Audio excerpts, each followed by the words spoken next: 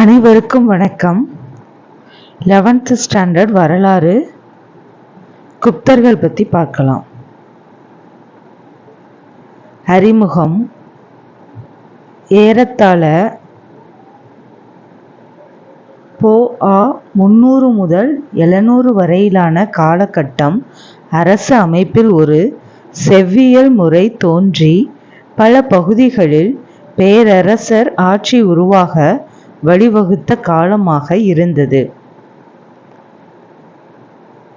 மௌரிய பேரரசிற்கு பின்னர் பல சிறு அரசுகள் தோன்றியவாறும் வீழ்ந்தவாறும் இருந்தன. குப்தர் அரசுதான் ஒரு பெரும் சக்தியாக உருவாகி துணைக்கண்டத்தின் பெரிய பகுதியை அரசியல் ரீதியாக ஒன்றிணைத்தது. மத்தியில் ஒரு வலுவான அரசாக வலுப்பெற்றதால் பல அரசுகள் அதன் ஆதிக்கத்தின் கீழ் இருந்தன. இக்காலகட்டத்தில் நில பிரபுத்துவம் ஒரு நிறுவனமாக வேரூன்ற தொடங்கியது. செயல்திறன் மிக்க வணிக குழுமுறை, கடல் கடந்த வாணிபம் ஆகியவற்றுடன் அதன் பொருளாதாரம் எழுச்சி கண்டது. இக்காலகட்டத்தில் சமஸ்கிருதத்தில் பல பெரிய படைப்புகள் தோன்றின. நுண்கலை, சிற்பம், கட்டிடக்கலை ஆகியவற்றில் பண்பாட்டு முதிர்ச்சி காணப்பட்டது. உயர் வர்த்தகத்தினரின் வாழ்க்கை முறை உச்சத்தில் இருந்தது. கல்வி, கலை, அறிவியல் ஆகியவை சிறந்தோங்கி இருந்தாலும் கூட இக்காலகட்ட ஆட்சியின் நில பிரபுத்துவ குணம் காரணமாக மக்கள் துன்புற்றார்கள்.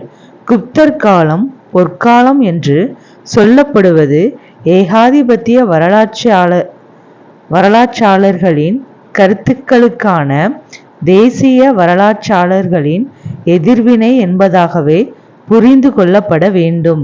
எனினும் இக்காலகட்டம் பண்பாட்டு மலர்ச்சியின் காலம், செவ்வியல் கலைகளின் காலம் என்பதை பல அறிஞர்களும் ஏற்கவே செய்கிறார்கள்.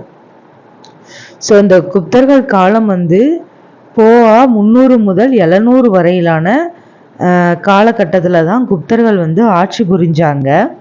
இவங்களோட அரசாங்கம்தான் ஒரு பெரும் சக்தியாக உருவாகி பின்னாடி எல்லாருக்கும் ஒரு அரசியல் ரீதியாக எல்லாத்துக்குமே இவங்களோட காலம்தான் ஒரு வழிகாட்டியாக இருந்தது. ஸோ இவங்களோட காலத்தை தான் குப்தர்கள் காலம்தான் பொற்காலம் என்றும் சொல்லப்படுகிறது. ஆனால் என்னன்னா இங்கே இந்த நில பிரபுத்துவம் இருக்கிறதுனால மக்கள் வதைக்கப்பட்டாங்க. ஸோ அந்த டிஸ்அட்வான்டேஜஸ்லாம் இதில் இருக்குது. பட் இது பண்பாட்டு மலர்ச்சியோட காலம், செவ்வியல் கலைகளோட காலம் என அறிஞர்கள் இதை ஏற்கவே செய்தார்கள். வரலாற்று சான்றுகள். இதற்கான வரலாற்று சான்றுகள் பற்றி பார்க்கலாம். இலக்கிய சான்றுகள். நாரதர், விஷ்ணு, பிரகஸ்பதி, காத்தாயனார் ஸ்மிருதிகள். ஸோ இவங்களாம் அந்த காலகட்டத்தில் இருந்தாங்கன்ற இலக்கிய சான்றுகள் இருந்துதான். அரசருக்கு கூறுவது போன்று எழுதப்பட்டுள்ள காமந்தகாரின் நீதிச்சாரம் என்ற தர்ம சாத்திரம் பொ.ஆ. 400. ஸோ காமந்தகாரோட நீதிச்சாரம் என்ற தர்ம சாத்திரம் கிடைச்சிருக்கு நமக்கு. எந்த வருஷம்னா பொ.ஆ. 400. விசாகதத்தரின் தேவி சந்திரகுப்தம், முத்திர ராட்சசம் ஆகியவை குப்தரின் எழுச்சி குறித்த விவரங்களை அளிக்கின்றன. புத்த சமண இலக்கியங்கள். காளிதாசர் படைப்புகள். 2ஆம் சந்திரகுப்தர் காலத்தில் இந்தியாவிற்கு வருகை தந்த சீன பயணி பாகியான் குறிப்புகள். ஸோ இது எல்லாமே இலக்கிய சான்றுகள். அடுத்து கல்வெட்டு சான்றுகள். மெக்ரோலி இரும்புத்தூண் கல்வெட்டு. இது யாரோட காலத்தில் இருந்ததுன்னா 1ஆம் சந்திரகுப்தரின் சாதனைகளை குறிக்கிறது. ஸோ 1ஆம் சந்திரகுப்தரோட சாதனைகளை குறிக்கிறது தான் மெக்ரோலி இரும்புத்தூண். அலகாபாத் தூண் கல்வெட்டு சமுத்திரகுப்தரின் ஆட்சி, அவரது ஆளுமை, சாதனைகள் ஆகியவற்றை இது விளக்குகிறது. இதனை பொறித்தவர் ஹரிசேனர். இது 33 வரிகளில் நாகரி வரி வடிவத்தில் சமஸ்கிருதத்தில் எழுதப்பட்டுள்ளது. ஸோ மெக்ரோலி இரும்பு தூண் யார் சாதனையை குறிப்பிடுதுன்னா முதலாம் சந்திரகுப்தன்.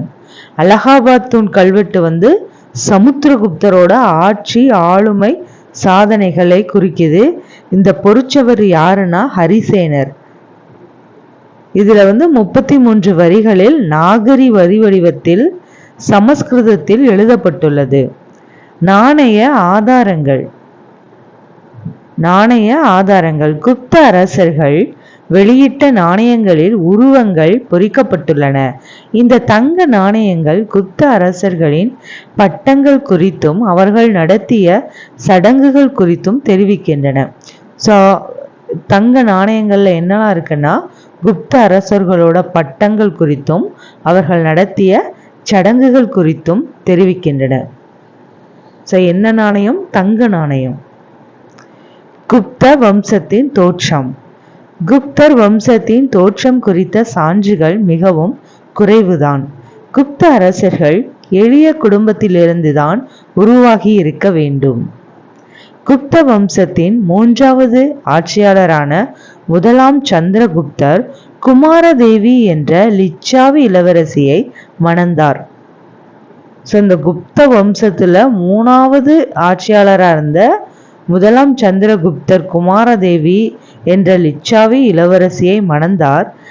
இத்தகவலை அவரது பரம்பரையினர் மிகவும் பெருமையோடு பதிவு செய்திருப்பது இந்த அரச குடும்பத்துடனான தொடர்பு குப்தர்களின் எழுச்சிக்கு காரணமாக இருக்கலாம் என்பதை காட்டுகிறது.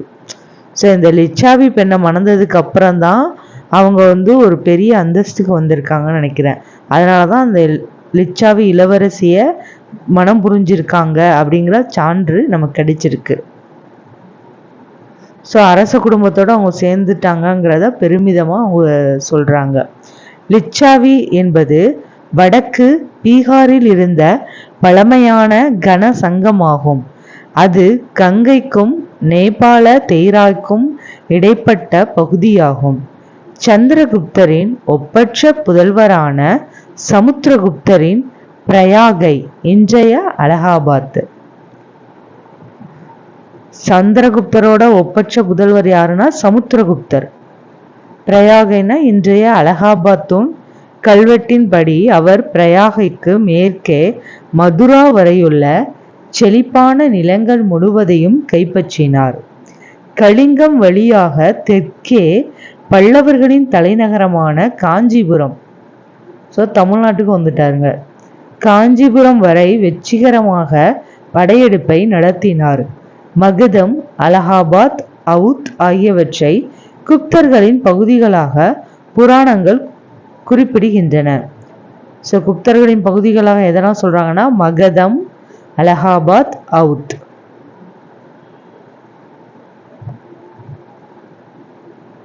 முதலாம் சந்திரகுப்தரும் பேரரசு உருவாகுதலும்.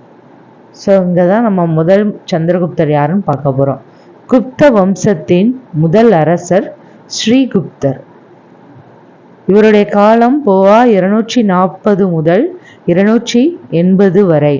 இவரை தொடர்ந்து இவரது புதல்வர் கடோத்கச்சர் போவா 280 முதல் 319 ஆட்சிக்கு வந்தார். கல்வெட்டுகளில் ஸ்ரீகுப்தர் கடோத்கஜர் ஆகிய இருவரும் மகாராஜா என்று குறிக்கப்படுகிறார்கள். கடோத்கஜரின் புதல்வரான முதலாம் சந்திரகுப்தர் போஆ 319 முதல் 335 வரை ஆட்சி புரிந்தார். இவர் குப்த பேரரசின் முதல் பேரரசராக கருதப்படுகிறார். ஸோ மகாராஜருங்கிறவங்க 2 பேரு, ஸ்ரீகுப்தரும் கடோத்கஜரும். பேரரசராக ஃபர்ஸ்ட் இருக்கிறது யாருன்னா முதலாம் சந்திரகுப்தர். சந்திரகுப்தர் மகாராஜா அதிராஜா என்ற பட்டத்தை ஏற்றார். ஸோ இவர் தான் முதல் பேரரசா இருக்கிறாங்க. இவருக்கு என்ன பட்டம்லாம் இருக்குன்னா சந்திரகுப்தர் மகாராஜா அதிராஜா என்ற பட்டத்தை ஏற்றார். மற்றவர்களின் ஆவணங்களிலிருந்து இவரது பேரரசர் நிலை நமக்கு புலப்படுகிறது. இவரது ஆட்சி காலத்தின் கல்வெட்டோ நாணயமோ நமக்கு கிடைக்கவில்லை. ஸோ வந்துட்டு முதலாம் சந்திரகுப்தரோட ஆட்சி காலத்தில் உள்ள கல்வெட்டு நாணயம் நமக்கு கிடைக்கவில்லை. சமுத்திரகுப்தர் போஆ 335 முதலாம் சந்திரகுப்தர் தனது புதல்வர் சமுத்திரகுப்தரை தனது வாரிசாக நியமித்தார். ஸோ முதலாம் சந்திரகுப்தர் சமுத்திரகுப்தரை முதல் வாரிசா நியமிக்கிறாரு. அசோகர் தூண் ஒன்றில் பொறிக்கப்பட்ட இவர் குறித்த நீண்ட புகழுரை அவர் மௌரிய பரம்பரையில் வந்ததாக சொல்கிறது. ஸோ அசோகர் தூணில் இருக்கிற ஒரு புகழுரையில் இவங்க மௌரிய பரம்பரையிலிருந்து வந்திருக்காங்க அப்படின்னு சொல்லுது. இந்த கல்வெட்டு சமுத்திரகுப்தர் நாடு முழுவதும் படையெடுத்து சென்றபோது அவருக்கு அடிபணிந்த அரசர்கள், ஆட்சி பகுதிகள் ஆகியன குறித்த மிக பெரும் பட்டியலை தருகிறது. ஸோ அந்த நீண்ட புகழுரையில் என்ன பட்டியல் எல்லாம் இருக்குன்னா, இவங்க கிட்ட அடிபணிஞ்ச அரசர்கள், ஆட்சி பகுதிகளை பற்றியும் அந்த இதில் பெரிய பட்டியலிட்டு சொல்லியிருக்கிறாங்க. முக்கியமாக தில்லி மற்றும் மேற்கு உத்தரப்பிரதேசத்தின் 4 அரசர்களையும் அவர் வென்றுள்ளார். ஸோ மெயினாக ஒரு 4 அரசர்களை வெற்றி பெற்றிருக்கிறாங்க தில்லி மற்றும் மேற்கு உத்தரப்பிரதேசத்தில். தெற்கு மற்றும் கிழக்கு பகுதி அரசர்கள் அடிபணிந்து கப்பம் செலுத்த கட்டாயப்படுத்தப்பட்டனர். ஸோ தெற்கு கிழக்கு இருக்கிறவங்ககிட்டலாம் எனக்கு அடிமையாக இருந்து எனக்கு வசூல் பண்ணி கப்பம் கட்டணும் அப்படின்னு சொல்லியிருக்கிறாங்க. கல்வெட்டில் குறிக்கப்பட்டுள்ள இடங்களை பார்க்கும்போது சமுத்திரகுப்தரின் படையெடுப்பு கிழக்கு கடற்கரையோரம் காஞ்சிபுரம் வரை நீண்டதாக தெரிகிறது. ஸோ இந்த சமுத்திரகுப்தர் தான் தமிழ்நாடு வரைக்கும் நுழைஞ்சிருக்கிறாரு. எங்க? காஞ்சிபுரம் வரைக்கும். கங்கை சமவெளியின் மேற்கு பகுதியில் 9 அரசர்களை படைபலத்தால் வென்றார்.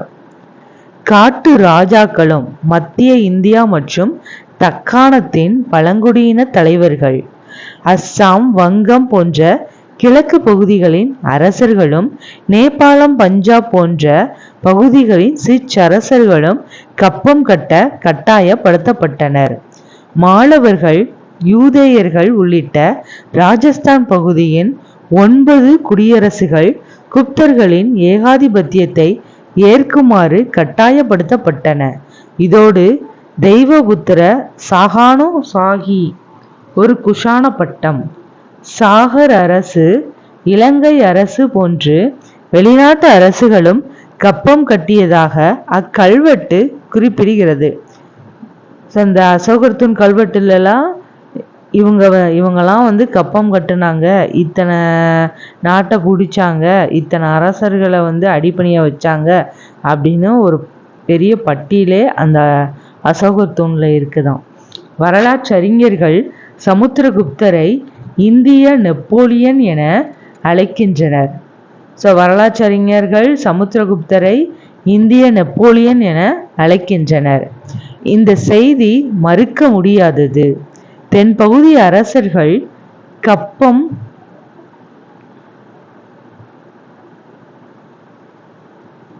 கட்டியது, வட இந்திய அரசர்கள் குப்த பேரரசோடு இணைக்கப்பட்டது ஆகியனவற்றை மறுக்க முடியாது. மேற்கிந்தியாவில் சாக அரசர்களை தோற்கடிக்க முடியவில்லை என்பதால் நேரடி அதிகாரம் கங்கை சமவெளி வரையிலும் தான் இருந்துள்ளது. ஸோ இவங்க சாக அரசர்களை மட்டும் தோற்க முடியவில்லையாம். ராஜஸ்தானின் பழங்குடியினர் கப்பம் கட்டினர். ஆனால் பஞ்சாப் சமுத்திரகுப்தரின் அதிகாரத்திற்கு வெளியே இருந்தது. சமுத்திரகுப்தரின் படையெடுப்பு இப்பகுதியின் பழங்குடி குடியரசுகளின் அதிகாரத்தை குறைத்ததால் இங்கு ஹீனர்களும் சொல்லுவாங்க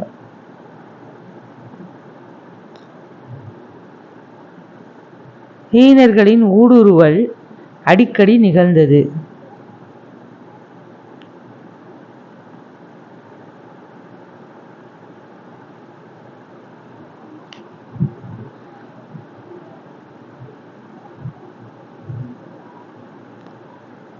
குஷானர்களுடனான உறவு குறித்து உறுதியாக தெரியவில்லை. ஆனால் இலங்கையை பொறுத்தவரை இலங்கை அரசர் மேகவர்மன் பரிசுகளை அனுப்பி கயாவில் ஒரு பௌத்த மடம் கட்ட அனுமதி கோரியுள்ளார்.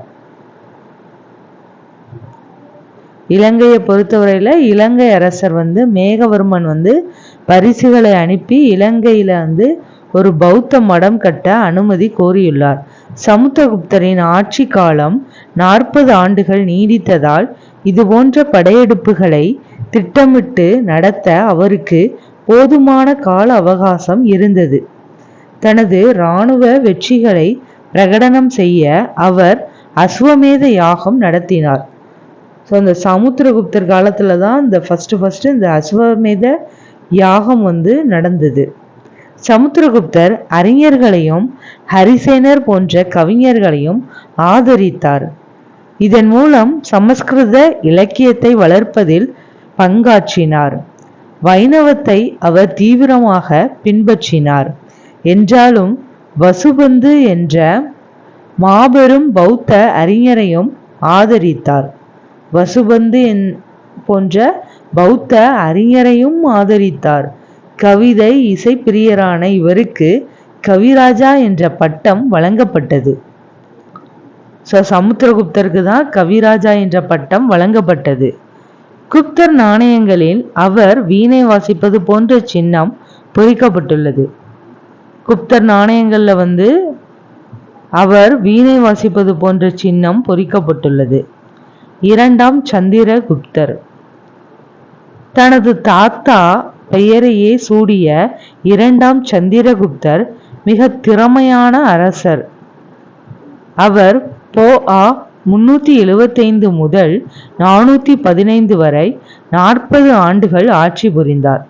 ஸோ சமுத்திரகுப்தரும் 40 ஆண்டுகிட்ட ஆட்சி புரிஞ்சாங்க. அதே மாதிரி 2ஆம் சந்திரகுப்தரும் 40 ஆண்டுகள் ஆட்சி புரிந்தார்.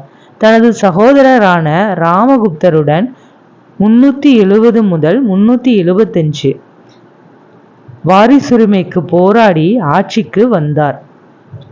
ஸோ யாரோட இவர் கூட போராடினாங்கன்னா ராமகுப்தரோட போராடி வாரிசு பட்டியலில் இவர் ஆட்சிக்கு வந்திருக்கிறாங்க.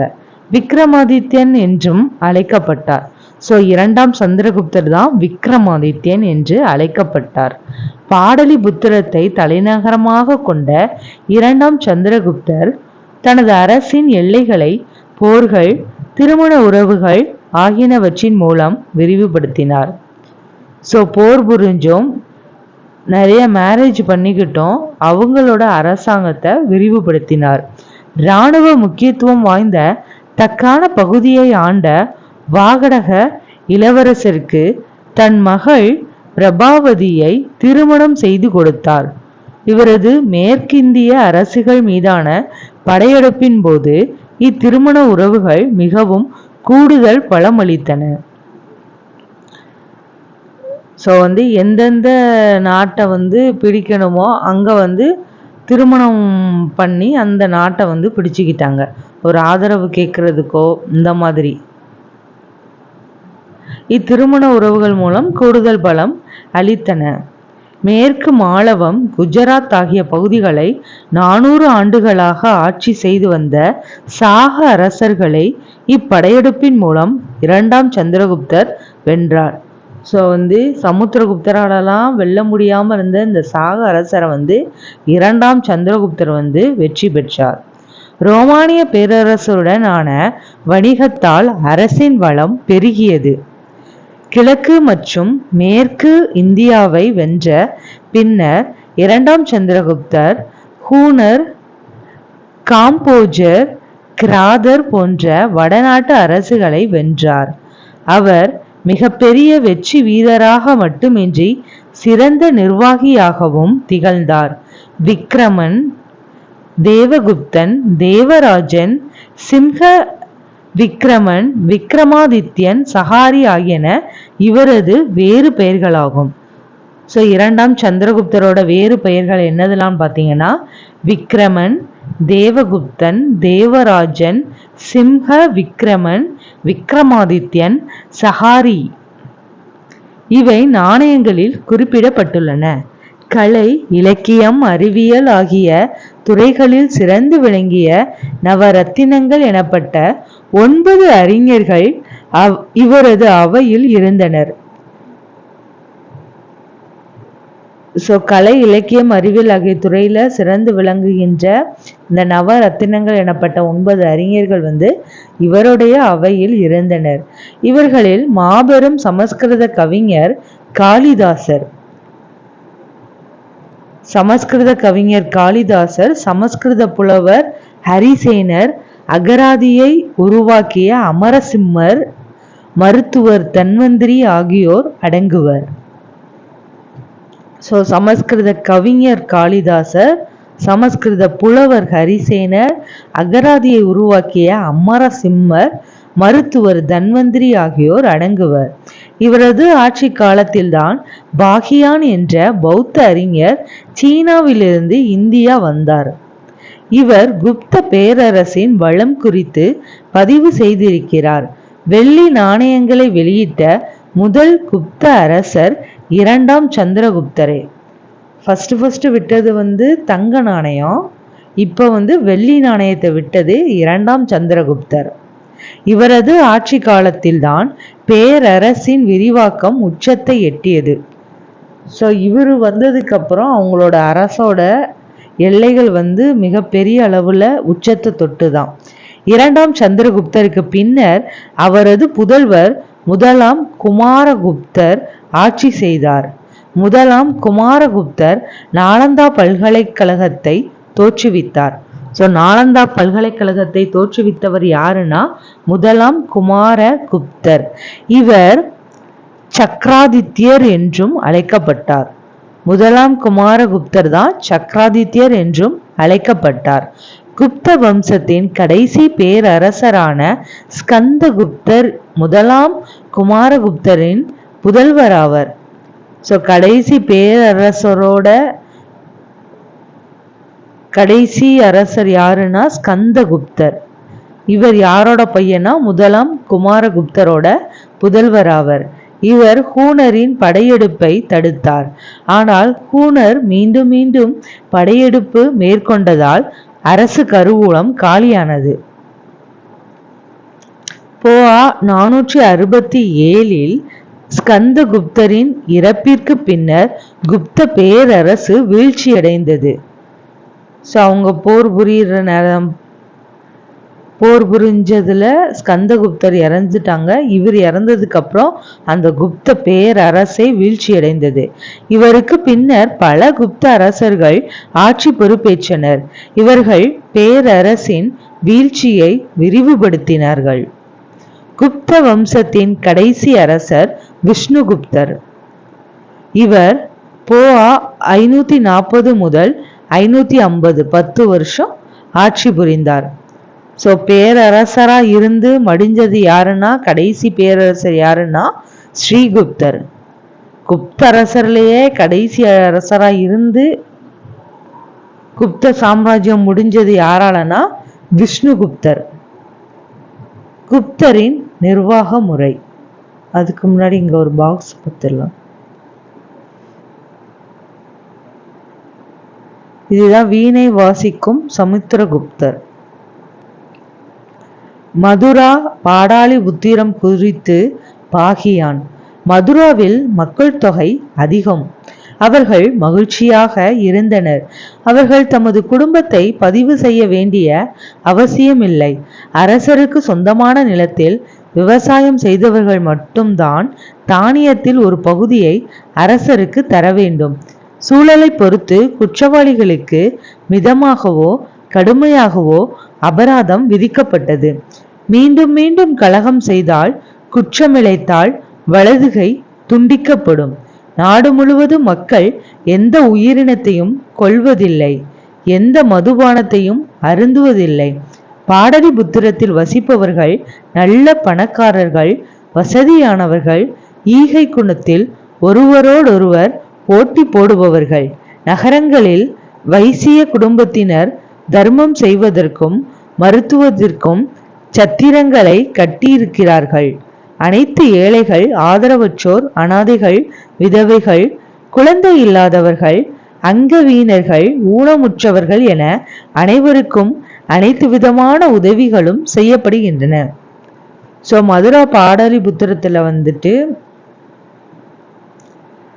மக்கள் மது அருந்துறது இல்லையா, எந்த உயிரினத்தையும் கொலை செஞ்சது இல்லையா, நல்ல வசதி வாய்ப்பாக இருந்தாங்களாம். வர்றவங்களுக்கு கொடுக்கறதுல போட்டி போட்டு கொடுத்தாங்களாம். அப்புறம் வர்றவங்களுக்கு தங்குறதுக்காகவே தர்மத்திலேயே மருத்துவம், சத்திரம் எல்லாமே கட்டி எல்லாருக்கும் உதவி புரிஞ்சாங்க. ஏழைகள், ஆதரவற்றோர், அனாதைகள், விதவைகள், குழந்தை இல்லாதவர்கள், அங்கவீனர்கள், ஊனமுற்றோர்கள் இவங்க எல்லாத்துக்கும் அவங்க உதவி புரிஞ்சாங்க அப்படிங்கிறது பாகியானோட குறிப்புகளில் இருக்குதாம். குப்தரின் நிர்வாக முறை. அரசர். குப்தர் ஆட்சியில் அரசியல் அதிகார படிநிலைகள் காணப்பட்டன. வழங்கப்பட்ட பட்டங்கள், மேலதிகாரம், கீழ்ப்படிதல் ஆகிய உறவுகளின் வழியாக அதிகார படிநிலைகளை அறிய முடிகிறது. ஸோ ஒருத்தவங்க அதிகாரம் பண்ணுறாங்கன்னா அவங்களுக்கு கீழே அடி பணியணும். ஸோ அதுக்கான உரிமையை அவங்க கொடுத்துருக்குறாங்க, அதிகார உரிமை. அரசர்கள் மகாராஜாதி ராஜா, பரம பட்டாரக, பரமேஸ்வர போன்ற பட்டங்களை ஏற்றார்கள். பரம தெய்வத கடவுளின்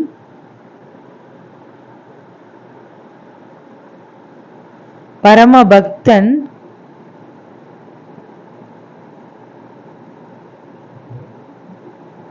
பரம பாகவத வாசுதேவ கிருஷ்ணனின் பரமபக்தன் போன்று அடைமொழிகளால் தம்மை கடவுளோடும் இணைத்து கொண்டனர். ஸோ அரசர்கள் மகாராஜாதி ராஜா, பரம பட்டாரக, பரமேஸ்வர போன்ற பட்டங்களை ஏற்றார்கள்.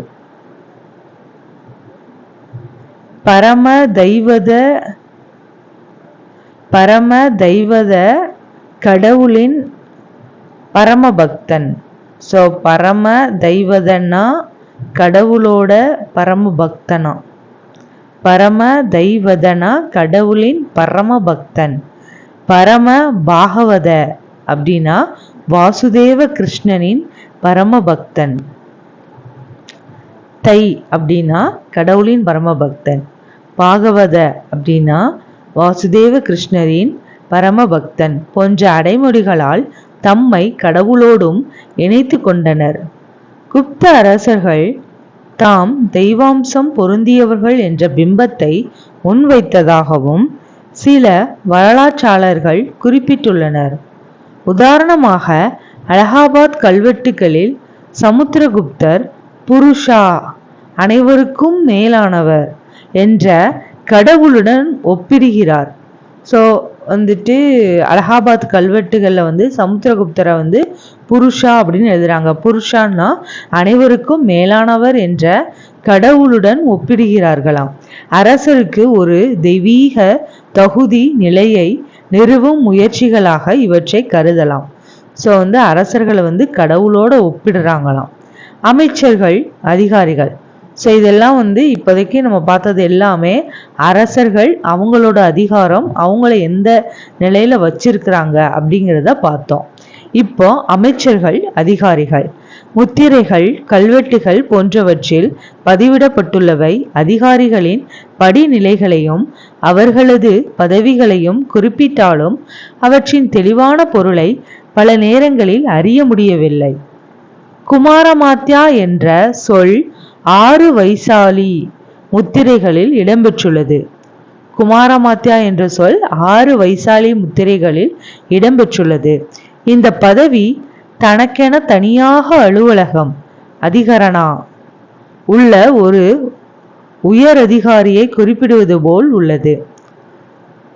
ஸோ அந்த குமாரமாத்யாங்கிற சொல்லு 6 வைசாலி முத்திரையில இடம்பெற்றிருக்குதான்.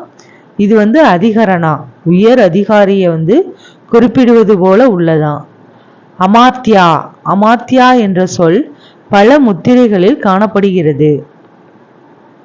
குமாரமாத்யா என்பது அமாத்தியாக்களில் மிக முக்கியமான பதவிகளாக அரசகுல இளவரசர்களின் தகுதிக்கு சமமானதாக இருக்கும்போல் தெரிகிறது. குமாரமாத்தியார்கள் அரசர், பட்டத்து இளவரசர், வருவாய்த்துறை அல்லது ஒரு மாகாணம் என்று பலவற்றோடு தொடர்புடையவர்களாக இருக்கிறார்கள். இந்த குமாரமாத்தியாக்கள் அரசர், பட்டத்து இளவரசர், வருவாய்த்துறை அல்லது ஒரு மாகாணம் என்ற பலவற்றோடு தொடர்புடையவர்களாக இருக்கிறார்கள். ஒரு லிச்சாவி முத்திரை லிச்சாவியர்களின் பட்டமேற்பு விழாவிற்கான புனித குலத்திற்கு பொறுப்பான ஒரு குமாரமாத்யா பற்றி குறிப்பிடுகிறது. குமாரமாத்யா பொறுப்பில் உள்ளவர்கள் சில சமயங்களில் கூடுதல் பொறுப்புகளையும் பதவி பெயர்களையும் கொண்டிருந்தனர். இந்த பொறுப்புகள் வாரிசு அடிப்படையில் வழங்கப்பட்டிருக்கலாம். எடுத்துக்காட்டாக அலகாபாத் பிரசஸ்தியை, அதாவது அலகாபாத் பிரசஸ்திங்கிறது மெய்கீர்த்தி அல்லது புகழுரை கல்வெட்டு எழுதிய ஹரிசேனர் ஒரு குமாரமாத்யா. சந்தி விக்கிரகரியா, மகா தண்டநாயகா ஆகிய பட்டங்களை கொண்டவராக இருந்துள்ளார். அந்த மெய்கீர்த்தி எழுதின ஹரிசேனர் ஒரு குமாரமாத்யா, சந்தி விக்கிரகியா, மகா தண்டநாயகா ஆகிய பட்டங்களை கொண்டவராக இருந்துள்ளார். அவர் மகா தண்டநாயகா துருவபூதியின் புதல்வர் ஆவர். அவர் யாருன்னா மகா தண்டநாயகா துருவபூதியின் புதல்வர் ஆவர். ஹூணர்களின் தோற்றம் குறித்து உறுதியாக எதுவும் தெரியவில்லை. அதாவது ஹூணர்கள் எப்படி தோன்றினாங்க அப்படிங்கிறது உறுதியா தெரியலையா. ரோமானிய வரலாற்றாளர் டாசிட்டஸின் கூற்றுப்படி அவர்கள் காஸ்பியன் கடல் அருகில் வாழ்ந்த பழங்குடி இன குழுக்கள். காஸ்பியன் கடல்ல இருக்கிற ஒரு பழங்குடி இன குழுக்கள் ரோமாபுரி பேரரசின் வீழ்ச்சிக்கு காரணமாக இருந்தவர்கள். ரோமாபுரி பேரரசோட வீழ்ச்சிக்கு இவங்க தான் காரணமாக இருந்தாங்களாம். பழங்குடியினர்கள் எல்லாமே ஒரு பழங்குடியின குழுக்களாக இருந்து இந்த ரோமானிய பேரரசை வீழ்த்தியிருக்கிறாங்க. அட்டில்லாவின் தலைமையில் திரண்ட இவர்கள் ஐரோப்பாவில் கொடுங்கோன்மைக்கு பெயர் பெற்றவர்கள்.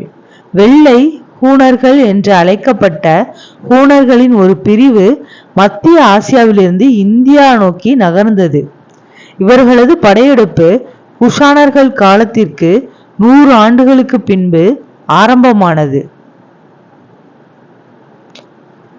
குஷானர்கள் காலத்துக்கு அப்புறமா 100 ஆண்டுகளுக்கு பிறகு இவங்களோட ஆரம்பம் ஆட்சி ஆரம்பமானது.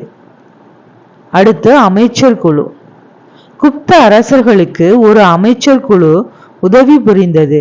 அலகாபாத் கல்வெட்டு சபா என்ற ஒரு குழு குறித்து கூறுகிறது. இது அமைச்சர் குழுவாக இருக்கலாம். மகா சந்தி விக்கிரகா என்பவர் அமைச்சர்களில் உயர்நிலையில் இருந்துள்ளார். இவர் அமைதி மற்றும் போருக்கான அமைச்சர். இவர்தான் போர் தொடுத்தல், உடன்பாடு காணுதல், ஒப்பந்தங்கள் மேற்கொள்ளுதல் என்று பிற நாடுகளுடனான தொடர்புகளுக்கு பொறுப்பானவர். நீதித்துறை, இராணுவம் ஆகியவற்றின் பொறுப்பு வகித்தவர். தண்டநாயகா அல்லது மகா தண்டநாயகா என்று அழைக்கப்பட்டுள்ளார். செய்திங்களா யாரு? அமைச்சர் குழு. ஒரு முத்திரை அக்கினி குப்தர் என்ற மகா தண்டநாயகா குறித்து பேசுகிறது. அலகாபாத் கல்வெட்டு 3 மகா நாயக்காக்களை குறித்து கூறுகிறது. இவை அனைத்தும் இந்த பதவிகள் எல்லாம் வாரிசுரிமையாக வருபவை என்பதை காட்டுகின்றன. மற்றொருவருக்கு மகா அஸ்வபதி, குதிரைப்படை தலைவர். அஸ்வபதி யாகம் அப்படின்னு, அஸ்வபதினாலே குதிரை தான். மகா அஸ்வபதினா குதிரைப்படை தலைவர் என பதவி இருந்துள்ளது. பேரரசின் பிரிவுகள். அந்த பேரரசுகள் எப்படி பிரிக்கிறாங்க? குப்தர்களின் பேரரசு தேசம் அல்லது புக்தி எனப்படும். ஸோ பேரரசு எப்படி இருக்கான், தேசம் அல்லது புக்தி எனப்படும் மாநிலங்களாக பிரிக்கப்பட்டிருந்தன. உபாரிகா என்று அழைக்கப்பட்ட ஆளுநர்களால் இவை நிர்வகிக்கப்பட்டன. ஸோ மாநிலங்களா பிரிக்கிறாங்க. மாநிலங்களை யாருன்னா ஆளுநர்கள். உபாரிகா என்று அழைக்கப்பட்ட ஆளுநர்களால் இவை நிர்வகிக்கப்பட்டன. உபாரிகாக்கள் அரசரால் நேரடியாக நியமிக்கப்பட்டனர்.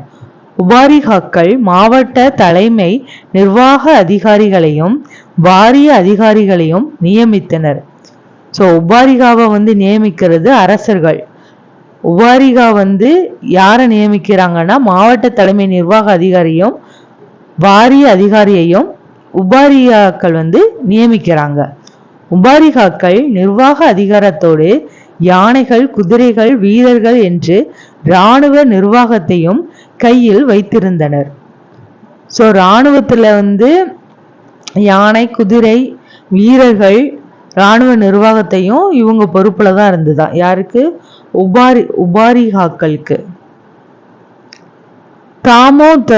தாமோதர்பூர் செப்பேடுகளில் 3 உபாரிகளுக்கு மகாராஜா என்ற பட்டம் இருந்ததாக குறிப்பிடுவதன் மூலம் நிர்வாகத்தில் இவர்களுக்கு இருந்த உயர்நிலை தெரிகிறது. ஸோ இவங்க ஒரு மகாராஜா ரேஞ்சில் தான் இருக்கிறாங்களாம். குப்த ஆண்டு 165 என்று தேதியிடப்பட்டுள்ள புத்தகுப்தரின் ஏரான் தூண் கல்வெட்டு காலிந்தி மற்றும் நர்மதை நதிகளுக்கிடையிலான நிலங்களை ஆட்சி செய்த லோகபாலா என்று மகாராஜா சுரஸ்மி சந்திரா என்பவரை குறிப்பிடுகிறது. இங்கு லோகபாலா என்பது மாநில ஆளுநரை குறிப்பிடுவதாகும். குப்த பேரரசின் மாநிலங்கள் விஷ்யபதி என்ற அதிகாரியின் கீழ் மாவட்டங்களாக பிரிக்கப்பட்டுள்ளன. ஸோ மாநிலங்கள் அடுத்து எப்படி பிரிக்கிறாங்கன்னா விஷ்யபதி என்ற அதிகாரத்தின் கீழ் மாவட்டங்கள், மாநிலங்களிலிருந்து மாவட்டங்கள். இவை விஷ்யா என அழைக்கப்பட்டன. ஸோ இந்த மாவட்டங்கள் என்னதான் அழைக்கிறாங்கன்னா விஷ்யா. விஷ்யபதிகள் பொதுவாக மாநில ஆளுநரால் நியமிக்கப்பட்டதாக தெரிகிறது. சில சமயங்களில் அரசரே நேரடியாக விஷ்யபதிகளை நியமித்தார். விஷ்யபதியின் நிர்வாக கடமைகளுக்கு நகரத்தின் சில முக்கியமான மனிதர்கள் உதவி புரிந்தார்கள். ஸோ மாவட்டத்தை நிர்வகிக்க நகரங்களில் உள்ள மனிதர்கள் உதவி புரிஞ்சாங்களாம். மாவட்ட மட்டத்திற்கு கீழே இருந்த நிர்வாக அலகுகள். மாவட்ட மட்டத்திற்கு கீழ் விதி, பூமி, பதஹா, பீடா என்று பல்வேறு விதமான நிர்வாக அலகுகள் இருந்தன. ஸோ மாவட்ட மட்டத்திற்கு கீழே என்னெல்லாம் இருக்கு?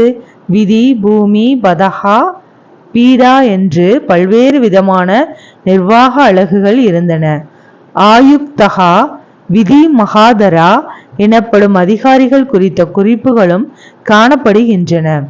கிராம மட்டத்தில் கிராமிகா, கிராம் அத்தியஷா போன்ற அதிகாரிகள் இருந்துள்ளனர். ஸோ கிராமம் கிராமிகா, கிராம் அத்தியக்ஷா போன்ற அதிகாரிகள் இருந்துள்ளனர். இவர்களை கிராம மக்களே தேர்ந்தெடுத்தனர். ஸோ கிராமத்தில் இருக்கிறவங்க கிராமிகாவை யார் தேர்ந்தெடுக்காங்கன்னா கிராம மக்களே தேர்ந்தெடுக்கின்றனர். புத்தகுப்தர் காலத்து தாமோதர்பூர் செப்பேடு மகோதரா என்பவர் தலைமையிலான அஷ்டகுல அதிகாரணா 8 உறுப்பினர் கொண்ட குழு குறித்து குறிப்பிடுகிறது. மகாதாரா என்பதற்கு கிராம பெரியவர். ஸோ இந்த கிராமத்தில் இந்த பஞ்சாயத்து இந்த மாதிரிலாம் வைப்பாங்கல்ல, அதுக்கு ஃபர்ஸ்ட் ஒரு பெரியவர் இருப்பாங்க, அவங்க பேர் தான் மகாதாரா. கிராம தலைவர், குடும்ப தலைவர் என்று பல பொருள் உண்டு. 2ஆம் சந்திரகுப்தர் காலத்து சாஞ்சி கல்வெட்டு பஞ்சமண்டலி என்பதை குறிப்பிடுகிறது. இது ஒரு குழும நிறுவனமாக இருக்கலாம். அடுத்து இராணுவம். முத்திரைகள், கல்வெட்டுகள் ஆகியன பாலாதி கிருத்தியா, மகாபாலாதி கிருத்தியா, அதாவது காலாட்படை மற்றும் குதிரைப்படை தளபதி. ஸோ குதிரைப்படை காலாட்படை தளபதியோட பேரு தான் பாலாதி கிருத்தியா, மகாபாலாதி கிருத்தியா. போன்ற இராணுவ பதவிகளை குறிப்பிடுகின்றன. வழக்கமாக பயன்படுத்தப்படும் சேனாபதி என்ற சொல் குப்தர் கல்வெட்டுகளில் காணப்படவில்லை. இங்க சேனாபதிங்கிற சொல்லு இல்லை. ஆனால் சில வாகடக கல்வெட்டுகளில் காணப்படுகின்றன. ஒரு வைசாலி முத்திரை இராணுவ கிடங்கில் அலுவலகமான ரணபந்தகர் அதிகார நாவை குறிப்பிடுகிறது. மற்றொரு வைசாலி முத்திரை தண்டவாசிகா என்ற அதிகாரியின் அலுவலகத்தை குறிப்பிடுகிறது. இது மாவட்ட அளவிலான காவல்துறை அலுவலகமாக இருக்கலாம். மகா பிரதிகாரா அரண்மனை காவலர்களோட தலைவர். அரண்மனை காவல் காக்கிற தலைவரோட பேர் என்னன்னா மகா பிரதிகாரா. அப்புறம் கத்தியத பகிதா, இது அரச சமையலறை கண்காணிப்பாளரோட பேரு. கத்திய வச்சுக்கோங்க, கத்திய தபகிதா போன்ற அரண்மனையுடன் நேரடியாக தொடர்பு கொண்டிருந்த அதிகாரிகள் குறிப்பிடப்பட்டுள்ளனர். ஒரு வைசாலி முத்திரை மகா பிரதிகாராகவும் தாராவராகவும் இருந்த ஒருவரை குறித்து குறிப்பிடுகிறது. நிர்வாக அமைப்பின் மேல் மட்டத்தில் அமாத்யா, சச்சிவா ஆகியோர் இருந்தார்கள். இங்க நிர்வாக மேல் மட்டத்தில் யார் இருந்தாங்கன்னா அமாத்யாவும் சச்சிவாவும் இருந்தாங்க. இவர்கள் பல்வேறு துறைகளுக்கு பொறுப்பாக இருந்த நிர்வாக அதிகாரிகள் ஆவர்.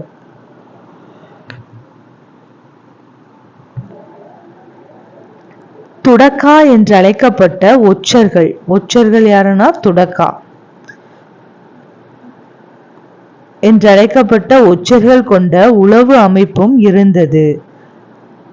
ஆயுக்தகா என்பது மற்றொரு உயர்மட்ட அதிகார பதவியாகும். பொருளாதார நிலைகள்.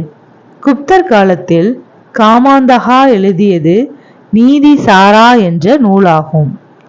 குப்தர் காலத்தில் காமாந்தகா எழுதியது நீதி சாரா என்ற நூலாகும். இந்நூல் அரச கருவூலத்தின் முக்கிய வருவாய்க்கான பல்வேறு மூல வளங்கள் பற்றி குறிப்பிடுகிறது. சமுத்திரகுப்தர் மேற்கொண்ட படையெடுப்புகளுக்கான நிதி இதுபோன்ற வருவாய்களின் உபரி நிதியிலிருந்து தான் கிடைத்திருக்க வேண்டும். குப்தர் கல்வெட்டுக்கள் வருவாய்த்துறை குறித்து சில விவரங்களை தருகின்றன. அரசு ஆவணங்களை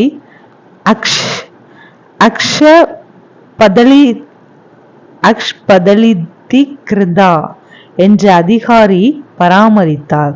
குப்தர் கல்வெட்டுக்கள் கிளிப்தா, பலி, உத்ரங்கா, உபரிகரா, ரண்யவெஸ்தி போன்ற சொற்களை குறிப்பிடுகின்றன.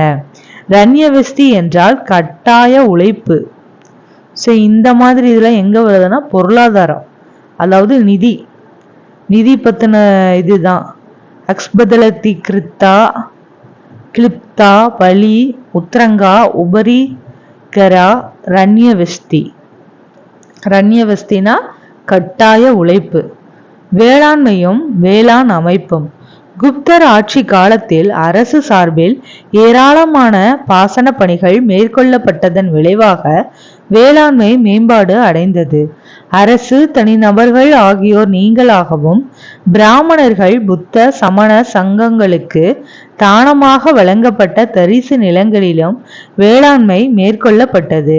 விவசாயிகள் தமது பயிர்களை முறையாக பாதுகாக்க அறிவுறுத்தப்பட்டார்கள். பயிர்களை நாசம் செய்வோருக்கு தண்டனை வழங்கப்பட்டது. மேலும் பயிர்களை சுற்றியும் வேளாண் நிலங்களை சுற்றியும் வேலி அமைக்கப்பட்டிருந்தது. குப்தர் காலத்தில் நெல், கோதுமை, பார்லி, கடலை, தானியம், பயறு, கரும்பு, எண்ணெய் வித்துக்கள் ஆகியவை பயிரிடப்பட்டன. காளிதாசர் மூலம் தென் பகுதியானது மிளகு, ஏலம் ஆகியவற்றிற்கு புகழ்பெற்றிருந்தது தெரிய வருகிறது. பல மரங்கள் வளர்ப்பது குறித்து வராகமிகிரர் விரிவான அறிவுரைகளை தந்துள்ளார். பகார்பூர் செப்பேடு அரசர் தான் நிலத்தின் ஒரே உரிமையாளர் என்று காட்டுகிறது. அரசர் தான் நிலத்தோட ஒரே உரிமையாளர்ங்கிறத பகார்பூர் செப்பேடு காட்டுகிறது. நில மானியங்கள் தரும்போதும் அதன் மீதான தனி உரிமையை தன்னிடமே அவர் வைத்து கொண்டார். அரசர் தானாவே அந்த நிலத்துக்கோட உரிமையாளராகவும் இருந்து எல்லாத்துக்கும் அவரே பொறுப்பேற்றுக்கிட்டாரு. தனிப்பட்ட நிலங்களின் இடமும் எல்லைகளும் ஆவண காப்பாளர்களாலும் அப்பகுதியின்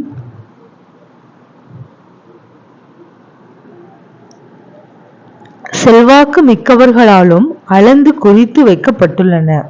பஹார்பூர் செப்பேடுகளின் படி உஸ்தபாலா என்ற அதிகாரி மாவட்டத்தின் நில பரிமாற்றம் தொடர்பான ஆவணங்கள் அனைத்தையும் பாதுகாத்தார். கிராம கணக்கர் பராமரித்தார். குப்தர் காலத்தில் நிலம் கீழ் வருமாறு வகைப்படுத்தப்பட்டிருந்தன. க்ஷேத்ரா அதாவது பயிரிடக்கூடிய நிலத்தை தான் க்ஷேத்ராங்கிறோம். கிலானா தரிசு நிலம். அப்ரகதா காடு அல்லது தரிசு நிலம். அப்ரகதா காடு அல்லது தரிசு நிலம். வாஸ்தி குடியிருக்க தகுந்த நிலம். கபட சஹாரா மேய்ச்சல் நிலம். சஹாரால தான் மேய்ச்சல் நடக்குமா. க்ஷேத்ரா பயிரிடக்கூடிய நிலம். கிலா தரிசு நிலம். அப்ரகதா காடு அல்லது தரிசு நிலம். வாஸ்தி குடியிருக்க தகுந்த நிலம். கபட சஹாரா மேய்ச்சல் நிலம். பல்வேறு விதமான நில குத்தகை முறை. நிலக்குத்தகை முறை உரிமையின் தன்மை.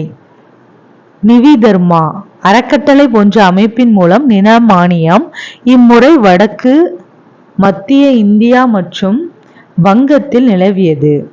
நிவி தர்ம அக்ஷயனா நிரந்தரமான அறக்கட்டளை பெற்றவர் அதிலிருந்து வரும் வருவாயை பயன்படுத்தி கொள்ளலாம்.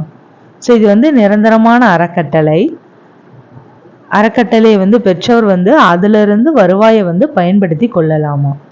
அப்தரா தர்மா வருவாயை பயன்படுத்தலாம், ஆனால் அதை பிறருக்கு தானம் செய்ய முடியாது. நிர்வாக உரிமையும் இல்லை. ஸோ வருவாயை இவங்க யூஸ் பண்ணிட்டு இருக்கலாம், ஆனால் யாருக்கும் தானமாகவும் கொடுக்க முடியாது, நிர்வாகத்தை உரிமையாகவும் இவங்களுக்கு வச்சுக்க முடியாது.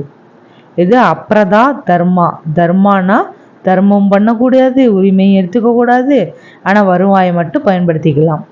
பூமி சித்ராயனா தரிசு நிலத்தை முதலாக சாகுபடி நிலவாக மாற்றுபவருக்கு தரப்படும் உரிமை. இந்த நிலத்திற்கு குத்தகையிலிருந்து விலக்கு அளிக்கப்பட்டது. ஸோ பூமியை நல்லா சாகுபடி செய்கிறாங்க, குத்தகைக்கு விலக்கு அளிக்கப்பட்டுள்ளது. ஏனைய நிலக்கொடைகள். அக்ரஹார மானியம். அக்ரஹாரம்னால யாரு? பிராமணர்கள். பிராமணர்களுக்கு தரப்படுவது இது நிரந்தரமானது, பரம்பரையாக வரக்கூடியது, ஆனால் வரியும் கிடையாதாம். ஸோ பிராமணர்களுக்கு நிரந்தரமாக கொடுத்துட்டாங்களாம், பரம்பரையாக வரக்கூடாதுதான், வரியெலாம் இவங்களுக்கு கிடையாதாம். தேவ கிரகார மானியம். தேவ கிரகாரம் அக்ரஹாரம் பிராமணர்கள். தேவ கிரகாரம்ங்கிறது கோவில் மராமத்து வழிபாடு ஆகிய பணிகளுக்காக பிராமணர்கள் வணிகர்கள் ஆகியோருக்கு அளிக்கப்படும் நில மானியம். சமய சார்பற்ற மானியம். குப்தர்களுக்கு கீழிருந்த நிலப்பிரபுகளுக்கு தரப்பட்ட மானியம். ஸோ சமய சார்பற்ற மானியம் தான் குப்தர்கள் கீழிருந்த நிலப்பிரபுகளுக்கு தரப்பட்ட மானியம். பல்வேறு வரிகளின் பட்டியல். வரி பேரும் அதனோட தன்மையும். பாகா அப்படின்னா விளைச்சலில் அரசன் பெறும் வழக்கமான 1/6. பாகம் பிரிச்சு கொடுக்கணுமா, தான் பாகா. எப்படி பாகமா? 1/6. போகா அரசருக்கு கிராமங்கள் அவ்வப்போது வழங்க வேண்டிய பழங்கள், விறகு, பூக்கள் போன்றவை. கிராமங்கள்னால என்ன இருக்குமா? பழங்கள், விறகு, பூக்கள் அதெல்லாம் கொடுக்கறது. ஸோ இந்த வரி பேர் என்னன்னா போகா. அடுத்து கரா. கிராமத்தினர் மீது குறிப்பிட்ட கால இடைவெளியில் விதிக்கப்படும் ஒரு வரி. இது வருடாந்திர நிலவரியின் ஒரு பகுதி அல்ல. ஸோ வருஷம் போடுற வரி கிடையாதான். இது ஒரு குறிப்பிட்ட இடைவெளியில் போடுவாங்களாம். கராராக இருப்பாங்க. பழி. ஆரம்பத்தில் விருப்பப்பட்டு வழங்கப்பட்ட வரியாக இருந்து பின்னர் கட்டாய வரியாக மாற்றப்பட்டது. இது ஒரு ஒடுக்குமுறை வரி. அதெல்லாம் பலிக்கடவாக்கிட்டாங்க. உதியங்கா. காவல் நிலையங்களின் பராமரிப்பிற்காக விதிக்கப்பட்ட காவல் வரியாக இருக்கலாம் அல்லது நீர் வரியாகவும் இருக்கலாம். எனினும் இது ஒரு கூடுதல் வரிதான். ஸோ கூடுதலாக உதியங்கான்னு ஒரு வரி விதிக்கிறாங்க. உபரிகரா, இதுவும் ஒரு கூடுதல் வரிதான். இது எதற்காக வசூலிக்கப்பட்டது என்பது குறித்து அறிஞர்கள் மாறுபட்ட விளக்கங்களை தருகின்றனர். ஸோ உபரிகராங்கிறது ஒரு கூடுதல் வரி, அவ்வளவுதான். ஹிரண்யா, தங்க நாணயங்கள் மீது விதிக்கப்படும் வரி என்பது நேரடி பொருள். நடைமுறையில் இது சில குறிப்பிட்ட தானியங்களின் விளைச்சலில் ஒரு பங்கினை அரசின் பங்காக பொருளாக அளிப்பதாகும். ஸோ தானியங்கள் விளையிறதுல ஒரு பங்கை பொருளாவே அரசுக்கு கொடுத்துடணுமா, அதுதான் ஹிரண்யா. வாத பூதா, பூதம் அப்படின்னாலே காற்றுக்கும் ஆவிகளுக்கும் செய்ய வேண்டிய சடங்குகளுக்காக விதிக்கப்பட்ட பல்வேறு வரிகள். ஹலிவகரா, கலப்பை வைத்திருக்கும் ஒவ்வொரு உழவரும் கட்ட வேண்டிய கலப்பை வரி. கலப்பை வரி தான் ஹலிவகரா. அப்புறம் சுல்கா, வர்த்தகர்கள் நகரத்திற்கோ துறைமுகத்திற்கோ கொண்டு வரும் வணிக சரக்குகளில் அரசருக்கான பங்கு. இதை சுங்க நுழைவு வரிகளுக்கு ஒப்பிடலாம். ஸோ அந்த டோல்கேட்டு என்ட்ரி ஃபீஸ் மாதிரி இது சுல்கா. அடுத்து கிளிப்தா, உபகிளிப்தா, நில பதிவின் போது விதிக்கப்படும் விற்பனை வரி. ஸோ சேல்ஸ் டேக்ஸ், அதாவது நம்ம நிலத்தை ரிஜிஸ்டர் பண்ணுவோம்ல, அப்போ கொடுக்கறது கிளிப்தா, உபகிளிப்தா. அடுத்து பாசனம். மிக தொன்மையான காலத்திலேயே நீர்ப்பாசனத்தின் முக்கியத்துவத்தை இந்தியாவில் உணர்ந்திருந்தார்கள். நாரத ஸ்மிருதி என்ற நூலில் வயல்களை வெள்ளங்களிலிருந்து பாதுகாக்க பந்தியா பாசனத்திற்கு உதவிய கரா என்ற இருவகை அணைக்கரைகள் குறிப்பிடப்படுகின்றன. ஸோ பந்தியா பாசனத்திற்கு உதவிய கரா என்ற இருவகை அணைக்கரைகள் குறிப்பிடப்படுகின்றன. தண்ணீர் தேங்குவதை தடுக்க ஜல நிற்கமா, ஜலம் நிற்கக்கூடாது, தண்ணீர் தேங்குவதை தடுக்க ஜல நிற்கமா என்ற வடிகால்கள் இருந்ததாக அமரசிம்மர் குறிப்பிடுகிறார். நதிகளிலிருந்து மட்டுமல்லாமல் ஏரிகளிலிருந்தும் குளங்களிலிருந்தும் வாய்க்கால்கள் வெட்டப்பட்டன. குஜராத்தின் கிர்னார் மலையின் அடிவாரத்தில் இருந்த சுதர்சனா ஏரி மிகவும் புகழ் பெற்றதாகும். ஸோ சுதர்சனா ஏரி எங்க இருக்கான்? குஜராத்தின் கிர்னார் மலையின் அடிவாரத்தில் இருக்கு. சுதர்சனா ஏரி எங்க இருக்கு? குஜராத்தின் கிர்னார் மலையின் அடிவாரத்தில். விவசாயிகளின் நிலை. விவசாயிகளின் நிலைமை கீழ்நிலையில் இருந்தது. சாதி பிரிவுகள் காரணமாகவும் நிலங்களும் உரிமைகளும் மற்றவர்களுக்கு வழங்கப்பட்டதாலும் மானியங்கள் வழங்கப்பட்டதன் காரணமாகவும் அவர்கள் கொத்தடிமைகளின் நிலைக்கு தள்ளப்பட்டனர். ஸோ விவசாயிகள்லாம் கொத்தடிமை மாதிரி தான் வேலை செஞ்சிட்டு இருந்தாங்க. அப்போதிருந்த குத்தகை முறைப்படி குத்தகைதாரர்கள் நிலையான குத்தகைதாரர்கள் அல்ல, மாறாக எப்போது வேண்டுமானாலும் குத்தகையை விட்டு வெளியேற்றப்படும் நிலையில் இருந்தார்கள். விவசாயிகள் பலவிதமான வரிகளையும் கட்ட வேண்டி இருந்தது. சுரங்கமும் உலோகவியலும். குப்தர்கள் காலத்தில் மிகவும் செழித்த தொழில்கள் சுரங்க தொழில், உலோகவியல் ஆகியனவாகும்.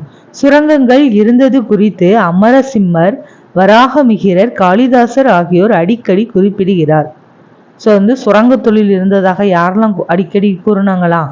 அமரசிம்மர், வராகமிகிரர், காளிதாசர். இக்காலகட்டத்தில் பீகாரிலிருந்து இரும்பு படிவுகள், ராஜஸ்தானிலிருந்து செம்பு படிவுகள் ஆகியன பெருமளவில் தோண்டியெடுக்கப்பட்டன. ஸோ பீகார்ல இரும்பு படிவு, ராஜஸ்தானில் செம்பு படிவு.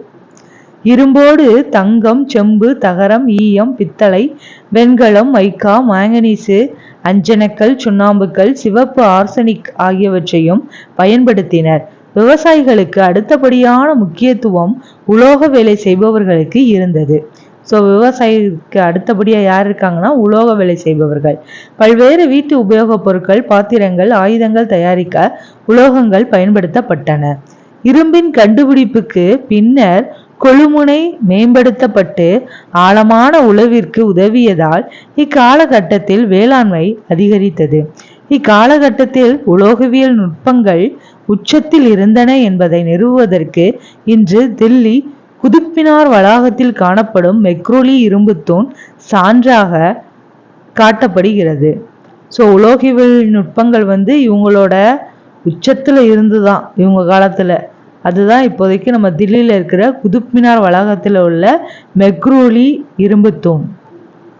அதான் இதற்கு ஒரு பெஸ்ட் சான்றுகள். இது 2ஆம் சந்திரகுப்தருடன் அடையாளம் காணப்படுகிறது. இந்த இரும்பு தூண் பல நூற்றாண்டுகளாக துருப்பிடிக்காமல் அப்படியே இருக்கிறது. ஸோ இந்த மெக்ரோலி இரும்பு தூண் இவ்வளவு வருஷமாகியும் துருவே பிடிக்கலையாம். இது குப்தர் காலத்து உலோகவியல் கைவினைஞர்களின் திறனுக்கு எடுத்துக்காட்டாகவும் திகழ்கிறது. ஸோ அந்த காலத்தில் இரும்பு துருப்பிடிக்காத அளவு தயாரிச்சிருக்கிறாங்க.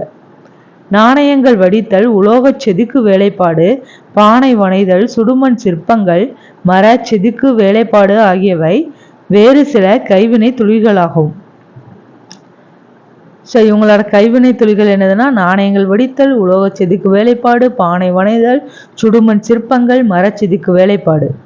முத்திரை தயாரித்தல், புத்தர் மற்றும் பிற கடவுளரின் சிலை வடித்தல் ஆகியவை இக்காலகட்டத்தில் உலோகவியலில் ஏற்பட்ட ஒரு குறிப்பிடத்தகுந்த முன்னேற்றமாகும்.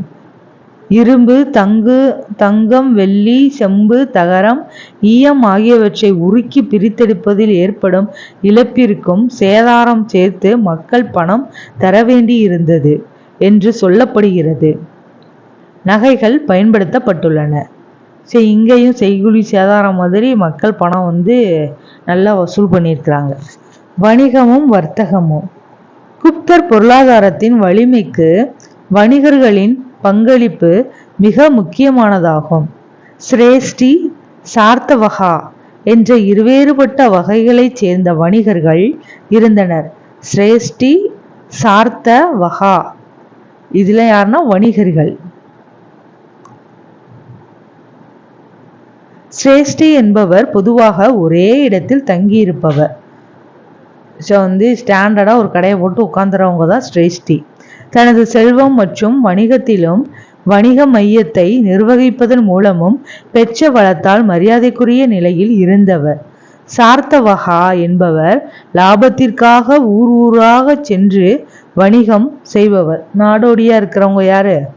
சார்த்தவாகா. அன்றாடம் பயன்படுத்த தேவையான பொருட்களிலிருந்து விலையுயர்ந்த ஆடம்பர பொருட்கள் வரை வியாபாரம் செய்யப்பட்டன. மிளகு, சந்தனக்கட்டை, தந்தம், யானைகள், குதிரைகள், தங்கம், செம்பு, இரும்பு, மைக்கா ஆகியவை விற்கப்பட்டன. கைவினை கலைஞர்கள், வணிகர்கள், பெரு வணிக குழுக்கள் ஆகியன பற்றி குறிப்பிடும் செப்பேடுகள், முத்திரைகள் அதிக எண்ணிக்கையில் கிடைத்துள்ளன. இதன் மூலம் இக்காலகட்டத்தில் கைவினை தொழில்களும் வணிகமும் செழித்திருந்ததை காண முடிகிறது.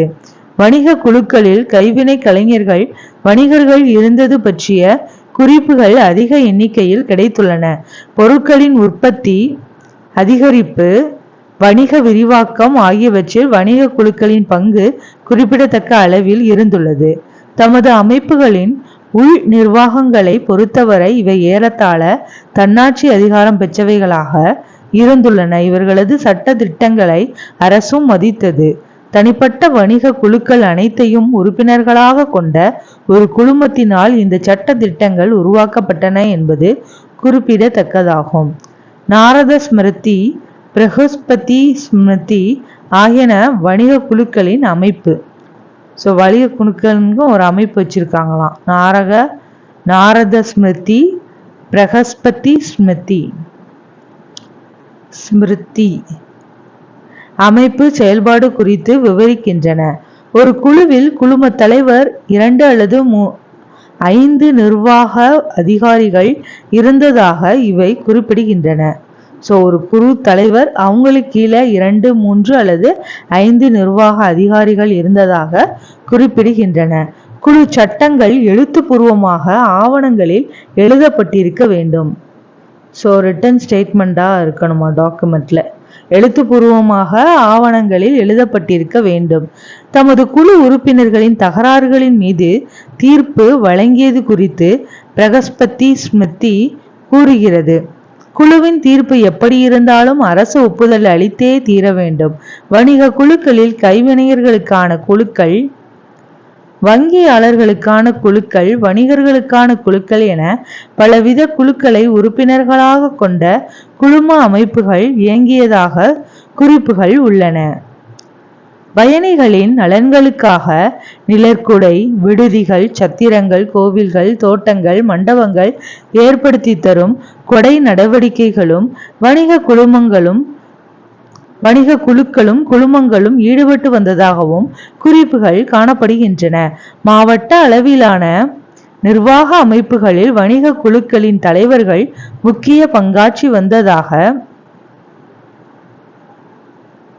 கல்வெட்டுகள் கூறுகின்றன. வணிக வங்கிகள், கவிகை வண்டி வணிக குழுக்கள், கைவினைஞர்கள் குழுக்களின் குழுமங்கள், அமைப்புகள் இயங்கியதாகவும் குறிப்புகள் உள்ளன. வணிக குழுக்கள் வங்கிகளின் பங்கினை ஆற்றியதாகவும் அறிய முடிகிறது. ஸோ இந்த வணிக குழுக்கள் தான் பேங்க் மாதிரி செயல்பட்டு இருக்குங்க. இதற்கான கொடையாளர்களின் பெயர்கள் இக்கல்வெட்டில் பொறிக்கப்பட்டுள்ளன. நிதியுடன் தொடர்புடைய மற்றொரு அம்சம் கந்து வட்டி. அதிக வட்டிக்கு கடன் தருதல் கந்து வட்டியாகும். வணிகத்தில் அதிக லாபம் ஈட்டுவதற்காக பணம் கடனாக பெறப்பட்டு வட்டி விடுபடுவதற்கான குறிப்புகள் இக்கால கட்ட சான்றுகளில் காணப்படுகின்றன. குப்தர் காலத்தில் மேற்கு கரையில் கல்யாண், சால் ஆகிய வணிக துறைமுகங்களும் மலபார், மங்களூர், சலோபடனா, நயோபடனா, பந்தேபடனா ஆகிய வணிக சந்தைகளும் இயங்கியுள்ளன. வங்கத்தின் தாமிர லிப்தி கிழக்கு கடற்கரையின் முக்கியமான வணிக மையம் என்று பாகியான் குறிப்பிடுகிறார். வங்கத்தின் தாமிர லிப்தி கிழக்கு கடற்கரையின் முக்கியமான வணிக மையம் என்று பாகியான் குறிப்பிடுகிறார். இந்த வணிக துறைமுகங்களும் நகரங்களும் ஒரு புறம் பாரசீகம், அரேபியா, பைசாண்டியம் போன்ற நாடு நகரங்களோடும் துறைமுகங்களோடும், மறுபுறம் இலங்கை, சீனா, தென்கிழக்கு ஆசியா நாடுகளோடும் இணைக்கப்பட்டிருந்தன. இந்தியா, சீனா இடையிலான கடல் பயணத்தில் எதிர்கொள்ள நேரும் இடர்கள் குறித்து பாகியான் குறிப்பிடுகிறார். அபூர்வமான இரத்தின கற்கள், மெல்லிய துணி வகைகள், வாசனை திரவியங்கள் ஆகியவை இந்தியாவிலிருந்து விற்கப்பட்டன. சீனாவிலிருந்து பட்டும் இதர பொருட்களும் இறக்குமதி செய்யப்பட்டன. குப்தர்கள் அதிக எண்ணிக்கையில் தங்க நாணயங்களும் ஒப்பீட்டளவில் குறைந்த எண்ணிக்கையில் வெள்ளி, செம்பு நாணயங்களையும் வெளியிட்டனர். எனினும் குப்த காலத்துக்கு பின்னர் தங்க நாணயங்களின் புழக்கம் குறைந்து போனது. குப்தர்கள் தான் தங்க நாணயத்தை அதிக எண்ணிக்கையில வெளியிட்டாங்க. வெள்ளி, செம்பு நாணயங்கள் கம்மியா தான் வெளியிட்டிருக்காங்க. பண்பாட்டு வளர்ச்சி. கலையும் கட்டடக்கலையும். குப்தர் காலத்தில் நாகரா, திராவிடம் பாணியிலான கலைகள் வளர்ந்தன. இந்திய கட்டடக்கலை வரலாற்றில் இது குறிப்பிடத்தக்க படைப்பாக்கம் கொண்ட காலமாகும். பிற்காலத்தில் கலைகள் மேம்பாடு காண்பதற்கான ஊற்றுக்கண்கள் இக்காலத்தில் தோன்றின. கலையும் கட்டடக்கலையும் எந்த பாணியில இருந்ததுன்னா நாகரா, திராவிடம். குடைவரை கட்டுமான கோவில்கள். பாறைகளை குடைந்து கட்டப்படும் குடைவரை கோவில்கள் பெரும்பாலும் பழைய அமைப்புகளையே தொடர்ந்தன. எனினும் முகப்பு பகுதியின் அலங்காரத்திலும் உள்பக்க தூண்களின் வடிவமைப்பிலும் விரிவான புதிய மாற்றங்களை கொண்டு வந்ததன் மூலம் புதுமை செய்தன. மிகவும் குறிப்பிடத்தகுந்த குடைவரை கோவில்கள் எதுனா அஜந்தா எல்லோரா மகாராஷ்டிரா மற்றும் பாக் மத்திய பிரதேசம் ஆகிய இடங்களில் காணப்படுகின்றன. உதயகிரி குகைகளும் ஒடிசா இவ்வகையை சேர்ந்தவை. இது ரொம்ப ரொம்ப இம்பார்ட்டண்ட். அஜந்தா எல்லோரா மகாராஷ்டிரா, பாக் மத்திய பிரதேசம், உதயகிரி ஒடிசா உதயகிரி. கட்டுமான கோவில்களில் பின்வரும் அம்சங்கள் காணப்படுகின்றன.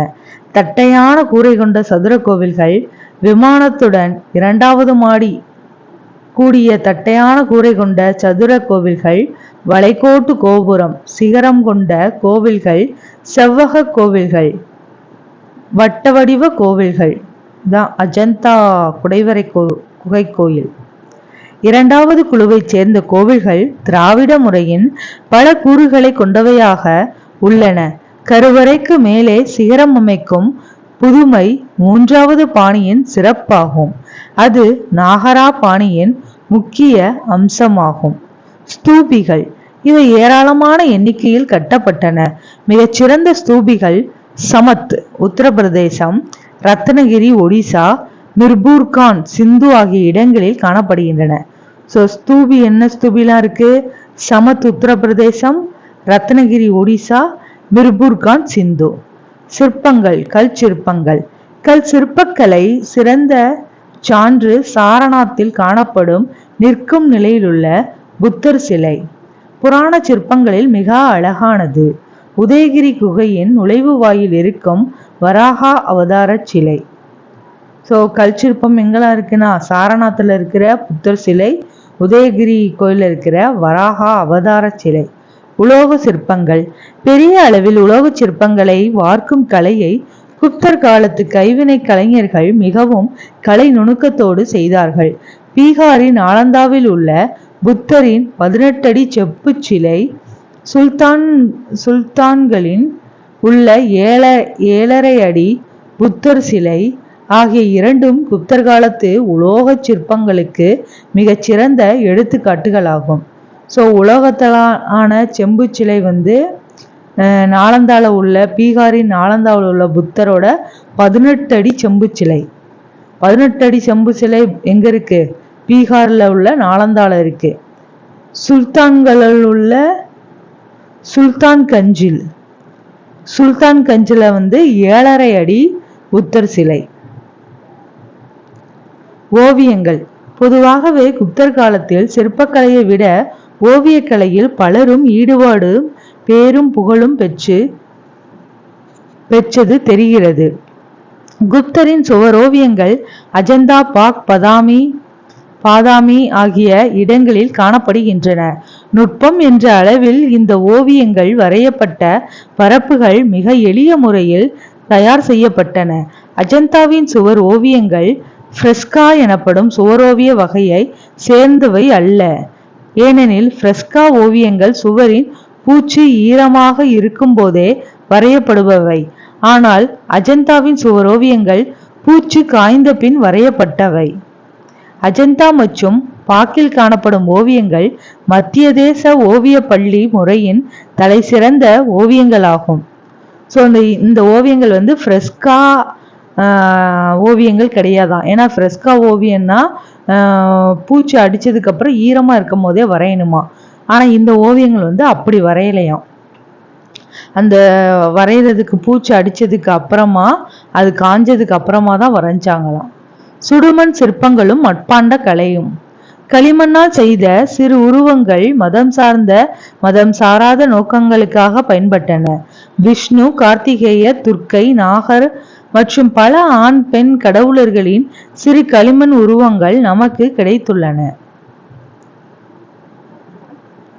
அச்சிச்சத்ரா, நாய்கார், ஹஸ்தினாபூர், பஷார் ஆகிய இடங்களில் கிடைத்துள்ள குப்தர் காலத்து மட்பாண்டங்கள் மட்பாண்ட கலையின் சிறப்பிற்கு எடுத்துக்காட்டாக திகழ்கின்றன. இக்காலகட்டத்து மட்பாண்டங்களின் தனிப்பட்ட சிறப்பம்சம் சிவப்பு மட்பாண்டங்களாகும். ஸோ இவங்க காலத்துல என்ன மட்பாண்டம் இருந்ததுன்னா சிவப்பு மட்பாண்டம் இருந்தது. எந்தெந்த ஏரியால இருந்தது? அச்சி சத்திரா, ராய்கார், ஹஸ்தினாபூர், பஷார். சமஸ்கிருத இலக்கியம். குப்தர் சமஸ்கிருதத்தை அலுவல் மொழியாக்கினார். அவர்களின் அனைத்து கல்வெட்டுகளும் பட்டயங்களும் அம்மொழியில்தான் எழுதப்பட்டன. இக்காலகட்டம்தான் சமஸ்கிருத இலக்கியத்தோட உச்சகட்டமாகும். ஸோ குப்தர்கள் காலகட்டம்தான் சமஸ்கிருதத்தோட உச்சகட்டமாகும். பண்டைய காலத்தில் உருவான ஸ்மிருதிகள் நல்லொழுக்கம், அரசியல், கலை மற்றும் பண்பாடு என்று பல்வேறு கருப்பொருட்கள் குறித்து பேசிய சமய நூல்களாகும். ஸ்மிருதிகள்ங்கிறது என்னதான்? அது ஒரு சமய நூல். அதுல என்னெல்லாம் கூறியிருக்கிறாங்கன்னா நல்லொழுக்கம், அரசியல், கலை மற்றும் பண்பாடு அப்புறம் பல்வேறு கருப்பொருட்கள் குறித்து கூறிய சமய நூல்களாகும். தர்ம சாஸ்திரங்களும் புராணங்களும் இந்த இலக்கிய கட்டமைப்பின் மைய பொருளை வடிவமைத்துள்ளன. சமஸ்கிருத இலக்கணம். பாணினி எழுதிய அஷ்டாத்யாயி, பதஞ்சலியால் எழுதப்பட்ட மகாபாஷ்யா ஆகிய படைப்புகளின் அடிப்படையில் குப்தர் காலத்தில் சமஸ்கிருத இலக்கணத்தின் வளர்ச்சி புலப்படுகிறது. பாணினி எழுதிய அஷ்டாத்யாயி, பதஞ்சலி எழுதப்பட்ட மகாபாஷ்யா. இக்காலகட்டம் குறிப்பாக அமரசிம்மரால் அமரகோஷம் என்ற சமஸ்கிருத சொற்களஞ்சியம் தொகுக்கப்பட்டதாக அறியப்படுகிறது. அமரசிம்மன் அமரகோஷம் வங்கத்தைச் சேர்ந்த பௌத்த அறிஞர் சந்திரவியாகரணம் என்ற இலக்கண நூலை படைத்தார். பௌத்த அறிஞர் சந்திரகோமியர் சந்திர வியாகரணம் என்ற இலக்கண நூலை படைத்தார். புராணங்களும் இதிகாசங்களும். இன்று நாம் அறிந்திருக்கும் வடிவில் புராணங்களும் இந்த காலத்தில்தான் இயற்றப்பட்டன. இவை பிராமணர்களால் பதிவு செய்யப்பட்ட தொன்ம கதைகளாக இருந்தன. உண்மையில் இவை தொடக்கத்தில் பாணர்களால் பாடப்பட்டவை. பிராமணர்களின் கைகளுக்கு வந்ததும் இவை செவ்வியல் சமஸ்கிருதத்தில் மீண்டும் இயற்றப்பட்டன. இவற்றை இந்துக்களின் புனித பணுவல்களாக மாற்றும் முயற்சிகளாக இந்து பிரிவுகள், சடங்குகள், பழக்க வழக்கங்கள் அனைத்தும் விரிவான முறையில் சேர்க்கப்பட்டன. அரச வாரிசுகள் யூகத்தின் அடிப்படையில் பதிவு செய்யப்பட்டன. காலம் காலமாக மக்களின் நினைவுகளின் ஊடாக நிலைத்து வந்த படைப்புகள் மீட்டு உருவாக்கம் செய்யப்பட்டு மீண்டும் சமஸ்கிருத மொழியில் எழுதப்பட்டன. இவ்வாறாக மக்களின் கடந்த காலம் பிராமணிய விளக்கங்களுடனும் மீட்டுருவாக்கம் செய்யப்பட்டது. மகாபாரதம், இராமாயணம் ஆகிய இதிகாசங்கள் மெருகேறி செம்மையடைந்தது தமது இறுதி வடிவினை பெற்றன. 18 முக்கிய புராணங்கள் பட்டியலிடப்பட்டுள்ளன. அவைகளில் பிரம்ம புராணம், பத்ம புராணம், விஷ்ணு புராணம், ஸ்கந்த புராணம், சிவமகா புராணம், மார்க்கண்டேய புராணம், அக்னி புராணம், பவிஷ்ய புராணம், மத்தியஸ்ய புராணம், ஸ்ரீமத் பகவத் புராணம் ஆகியன நன்கு அறியப்பட்டவைகள் ஆகும். பௌத்த இலக்கியம். தொடக்க கால பௌத்த இலக்கியங்கள் மக்கள் மொழியான பாலி மொழியில் இருந்தன. பௌத்த மொழி என்ன மொழி? பாலி மொழி. பின்னர் சமஸ்கிருத கலப்புடன் கவிதையும் வசனமுமாக மீண்டும் எழுதப்பட்டன. ஆரிய தேவர், ஆரிய அசங்கர் ஆகியோர் குப்த காலத்தின் குறிப்பிடத்தகுந்த எழுத்தாளர்கள் ஆவர். ஆரிய தேவர், ஆரிய அசங்கர். தர்க்க அறிவியல் சார்ந்த முதலாவது முழுமையான பௌத்த நூல் வசுபந்துவால் இக்காலகட்டத்தில் எழுதப்பட்டது. தர்க்க அறிவியல் சார்ந்த முதலாவது முழுமையான பௌத்த நூல் வசுபந்துவால் இக்காலகட்டத்துல தான் எழுதப்பட்டது. வசுபந்துவின் சீடரான திக் நாகரும் பல அரிய நூல்களை எழுதினார். இதெல்லாம் யாரு? பௌத்த இலக்கியம். அடுத்து சமண இலக்கியம். சமணர்களின் மத நூல்களும் தொடக்கத்தில் பிராகிருத மொழியிலேயே எழுதப்பட்டன. சமண இலக்கியம் பிராகிருத மொழி, பௌத்த இலக்கியம் பாலி மொழி. பின்னதான் சமஸ்கிருதத்திலேயே எழுதப்பட்டன. குறுகிய காலத்திலேயே சமண மதம் பல பெரிய அறிஞர்களை உருவாக்கிவிட்டது. இவர்களது முயற்சியால் சமண மத கோட்பாடுகளை பரப்ப பல இந்து புராணங்களும் இதிகாசங்களும் சமண மத கண்ணோட்டத்தில் மாற்றி எழுதப்பட்டன. விமலா சமண ராமாயணத்தை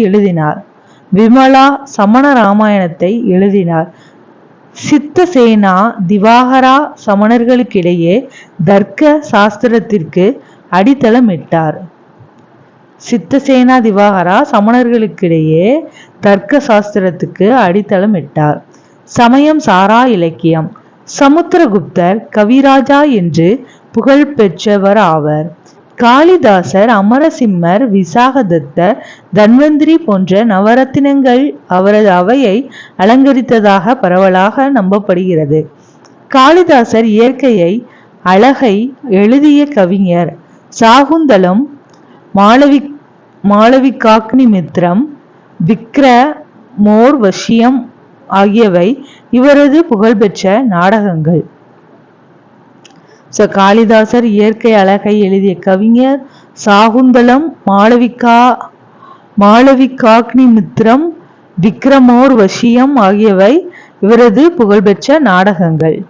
சூத்ரகர், மிருச்ச கடிகம், விசாகதத்தர், முத்திர ராட்சசம், தேவி சந்திரகுப்தம் ஆகியோர் படைப்புகள் வெளியாகின. சூத்ரகர் எழுதினது என்னன்னா மிருச்ச கடிகம். விசாகதத்தர் முத்திர ராட்சசமும் தேவி சந்திரகுப்தம் ஆகியோர் படைப்புகள் வெளியாகின. அதே சமயம் அதிகம் புகழ் பெறாத நாடக ஆசிரியர்கள், கவிஞர்களின் படைப்புகளும் இலக்கிய சமய மதிப்பீடுகளுக்கு பங்காற்றின. இக்காலகட்டத்து நாடகங்களின் ஒரு சுவையான அம்சம் என்னவென்றால் நாடகத்தின் மேட்டுக்குடி கதாபாத்திரங்கள் சமஸ்கிருதத்தில் பேச எளிய கதாபாத்திரத்தில் பிராகிருதத்தில் பேசுகின்றனர். ஸோ மேட்டுக்குடி கதாபாத்திரத்துக்கு சமஸ்கிருதத்தில் பேசணுமா, எளிய கதாபாத்திரமா இருந்தால் பிராகிருதத்தில் பேசுகின்றன. பிராகிருத மொழியும் இலக்கியமும். பிராகிருதத்திற்கு அரசவைக்கு வெளியே ஆதரவு இருந்தது. குப்தர் காலத்தில் பிராகிருத மொழியின் பல்வேறு வடிவங்கள் உருவாகின. மதுரா பகுதியில் சூரசேனி என்ற வடிவமும், அவுத் பண்டல்கெண்ட் பகுதிகளில் அர்த் மகதி வடிவமும், நவீன பீகார் பகுதியில மகதி வடிவமும் வழக்கத்தில் இருந்தது. ஸோ மதுரால சூரசேனி, அவுத் பண்டல்கண்ட் பகுதியில அர்த்த மகதி, நவீன பீகார்ல மகதி வடிவத்துல வழக்கத்தில் இருந்தது. நாலந்தா பல்கலைக்கழகம். மகாவிகாரா என்று பெயர் பெற்ற நாலந்தா இந்தியாவின் பண்டைய மகத பேரரசின் இன்றைய பீகார், மகத பேரரசு தான் இன்றைய பீகார் இருந்த மிகப்பெரிய பௌத்த மடாலயமாகும். இது பாட்னாவிற்கு தென்மேற்கே சுமார் 95 கிலோமீட்டர் தூரத்தில் பீகார் ஷெரீப் நகரத்திற்கு அருகே உள்ளது. ஸோ பாட்னால இருந்து தென்மேற்கே 95 கிலோமீட்டர் தூரத்திலையும் பீகார் ஷெரீப் நகரத்திற்கு அருகே உள்ளது. இது போஆ 5ஆம் நூற்றாண்டிலிருந்து 1200 வரை புகழ்பெற்ற கல்வி சாலையாக இருந்தது. ஸோ கிட்டத்தட்ட 1200 வருஷம் இருந்திருக்கு. இது யுனெஸ்கோவால் பாதுகாக்கப்படும் உலகின் தொன்மை சின்னமாகும். வேத கல்வியின் மிகவும் முறைப்படுத்தப்பட்ட வழிமுறைகள் இந்தியாவின் தொடக்க கால பல்கலைக்கழகங்கள் என்று குறிப்பிடும் தட்சசீலம், நாலந்தா, விக்ரமசீலா போன்ற பெரிய கல்வி நிறுவனங்கள் அமைய தூண்டுகோலாக இருந்தன. ஸோ அந்த தட்சசீலம், நாலந்தா, விக்ரமசீலா போன்ற பெரிய கல்வி நிறுவனங்கள் அமைய தூண்டுகோலாக இருந்தன. 5ஆம் 6ஆம் நூற்றாண்டுகளில் நாலந்தா பல்கலைக்கழகம் குப்த பேரரசின் ஆதரவிலும் பின்னர் கன்னோசியின் பேரரசரான ஹர்ஷரின் ஆதரவிலும் செழித்தது. ஸோ குப்தர்கள் ஆரம்பிச்சது, அதுக்கப்புறமா கன்னோசியோட பேரரசர் ஹர்ஷரோட ஆதரவிலும் செழித்தது. குப்தர் காலத்தில் இருந்து தொடர்ந்த பரந்த மனப்பான்மை கொண்ட பண்பாட்டு மரபு 9ஆம் நூற்றாண்டு வரை வளர்ச்சியும் செழுமையும் பெற உதவியது. அதன் பின்வந்த நூற்றாண்டுகளில் படிப்படியாக சரிவு ஏற்பட்டது. இக்காலத்தில் வங்கத்தின் பால வம்ச அரசர்களின் ஆதரவால் இந்தியாவில் கிழக்கு பகுதியில் பௌத்த மதம் புகழ்பெற துவங்கியது. தனது உச்சபட்ச வளர்ச்சி காலத்தில் இப்பல்கலைக்கழகம் அண்மையில் இருந்தும் வெகு தொலைவில் இருந்தும் மாணவர்களை ஈர்த்தது. திபெத், சீனா, கொரியா, மத்திய ஆசியா போன்ற இடங்களிலிருந்தெல்லாம் மாணவர்கள் வந்தனர். இங்கு மேற்கொள்ளப்பட்ட தொல்லியல் ஆய்வுகள் மூலம் இப்பல்கலைக்கழகத்திற்கு இந்தோனேசியாவின் சைலேந்திரா வம்சத்தோடு தொடர்பு இருந்தது தெரிய வருகின்றது. இவ்வம்சத்தின் அரசர் ஒருவர் இவ்வளாகத்தில் ஒரு மடாலயத்தை கட்டியுள்ளார். யாரு? இந்தோனேஷியாவில் உள்ள சைலேந்திரா வம்சம். இதுதான் அந்த நாலந்தா பல்கலைக்கழகம். 1200 தில்லி சுல்தானிய மம்லூக் வம்சத்தின் பக்தியார் கில்ஜியின் படைகளால் நாலந்தா சூறையாடப்பட்டு அழிக்கப்பட்டது. அதன் பின் மகாவிகாரம் சிறிது காலத்திற்கு சற்று தொலைவில் ஒரு தற்காலிக இடத்தில் தொடர்ந்து செயல்பட்டாலும் காலப்போக்கில் கைவிடப்பட்டு மறுக்கப்பட்டது என்று சில தகவல்கள் கூறுகின்றன. இந்திய தொல்லியல் துறை இப்பகுதியில் ஆய்வு நடத்திய போது தற்செயலாக இந்த இடம் கண்டுபிடிக்கப்பட்டது. முறையான அகழாய்வு 1915 ஆரம்பித்தது. அப்போது 12 ஹெக்டேர் பரப்பில் 30 ஏக்கர் அமைந்திருந்த 11 மடாலயங்களும் 6 செங்கல் கோவில்களும் கண்டுபிடிக்கப்பட்டன. ஸோ இந்த நாலந்தா பல்கலைக்கழகம் கிட்டத்தட்ட 12 ஹெக்டேர் பரப்புனா 30 ஏக்கர்ல 11 மடாலயங்களும் 6 செங்கல் கோவில்களும் கண்டுபிடிக்கப்பட்டன. அதன் பின்னர் ஏராளமான சிற்பங்கள், நாணயங்கள், முத்திரைகள், செப்பேடுகள் கண்டுபிடிக்கப்பட்டன. இவை அனைத்தும் அருகிலுள்ள நாலந்தா தொல்லியல் அருங்காட்சியகத்தில் வைக்கப்பட்டுள்ளன. நாலந்தா என்று ஒரு மிக முக்கியமான சுற்றுலா தலமாக உள்ளது. பௌத்த சுற்றுலா வட்டத்தின் ஒரு பகுதியாக உள்ளது. அண்மையில் இந்தியா மற்ற தெற்கு தென்கிழக்கு ஆசிய நாடுகளின் உதவியோடு இப்பல்கலைக்கழகத்தை புதுப்பித்துள்ளது. குப்த கால அறிவியல், கணிதமும் வானவியலும் சுழியம் என்ற கருத்தாக்கத்தை கண்டுபிடித்தது. அதன் விளைவாக பதின்ம இலக்க முறை கண்டுபிடித்தது ஆகிய பெருமைகள் இக்காலகட்டத்தின் அறிவியலாளர்களையே சேரும். சூரிய சித்தாந்தா என்ற நூலில் ஆரியப்பட்டர் பொ.ஆ. 5ஆம் நூற்றாண்டின் இறுதி முதல் 6ஆம் நூற்றாண்டின் துவக்கம் வரை சூரிய கிரகணங்களின் உண்மையான காரணங்களை ஆராய்ந்தார். யாரு? ஆரியப்பட்டா. எந்த நூல்ல இருக்கு? சூரிய சித்தாந்தா. பூமியின் சுற்றளவு குறித்த கணக்கீட்டில் ஆரியப்பட்டர் கணிப்பு நவீன மதிப்பீட்டிற்கு மிக நெருக்கமாக உள்ளது. பூமி ஒரு அச்சில் தன்னைத்தானே சுற்றுகிறது என்பதை கண்டுபிடித்த முதல் வானவியலாளர் அவர்தான். யாரு? ஆரியப்பட்டார். கணிதம், கோணவியல், இயற்கணிதம் ஆகியவற்றை பேசும் ஆரியப்பட்டீயம் என்ற நூலையும் அவர் எழுதியுள்ளார். வராக மிகிரரின் 6ஆம் நூற்றாண்டு பிருஹத் சம்ஹிதா என்ற நூல் வானவியல், புவியியல், தாவரவியல், இயற்கை வரலாறு ஆகியவற்றிற்கான கலைக்களஞ்சியமாகும். வராக மிகிரரோட பிருஹத் சம்ஹிதா என்ற நூல் வானவியல், புவியியல், தாவரவியல், இயற்கை வரலாறு ஆகியவற்றிற்கான கலைக்களஞ்சியமாகும். பஞ்ச சித்தாந்திகா, பிருஹத் ஜாதகா ஆகியவை இவரது மற்ற படைப்புகளாகும். பஞ்ச சித்தாந்திகா, பிருஹத் ஜாதகா ஆகியவை இவரது மற்ற படைப்புகளாகும். பிரம்மகுப்தர் 6ஆம் நூற்றாண்டின் இறுதி 7ஆம் நூற்றாண்டின் துவக்கம். பிரம்மகுப்தர் கணிதம் மற்றும் வானவியலுக்கான முக்கிய நூல்களான பிரம்மஸ்புத சித்தாந்த, கண்டகாத்யகா ஆகிய நூல்களை எழுதியுள்ளார். பிரம்மகுப்தர் பிரம்மஸ்புத சித்தாந்தா, கண்டகாத்யகா ஆகிய நூல்களை எழுதியுள்ளார். அடுத்து மருத்துவ அறிவியல். மருந்துகள் தயாரிப்பதற்கு உலோகங்களை பயன்படுத்துதல், பாதரசம் மற்றும் இரும்பு ஆகியவற்றின் பயன்பாடு குறித்து வராக மிகிரரும் பிறரும் எழுதியிருப்பதை பார்க்கும்போது குப்தர் ஆட்சி காலத்தில் வேதியியலில் பெரும் முன்னேற்றம் நிகழ்ந்திருப்பது தெரிகிறது. நவநிதிகம் என்ற மருத்துவ நூல் நோய்களுக்கான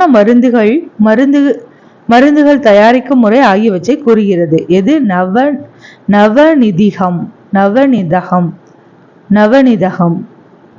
அடுத்து பாலகாப்பியா எழுதிய ஹஸ்தியாயுர்வேதா என்ற நூல் விலங்குகளுக்கான மருத்துவ நூலாகும். பாலகாப்பியா எழுதிய ஹஸ்தாயுர்வேதாங்கிறது விலங்குகளுக்கான மருத்துவ நூல். இது குப்தர் காலத்தில் மருத்துவ அறிவியல் எந்த அளவிற்கு வளர்ந்து இருந்தது என்பதை காட்டுகிறது. குப்த பேரரசின் வீழ்ச்சி. குப்த வம்சத்தின் கடைசி அரசராக அறியப்பட்டவர் விஷ்ணுகுப்தர். இவர் பொ.ஆ. 540 முதல் 550 வரை ஆட்சி புரிந்தார்.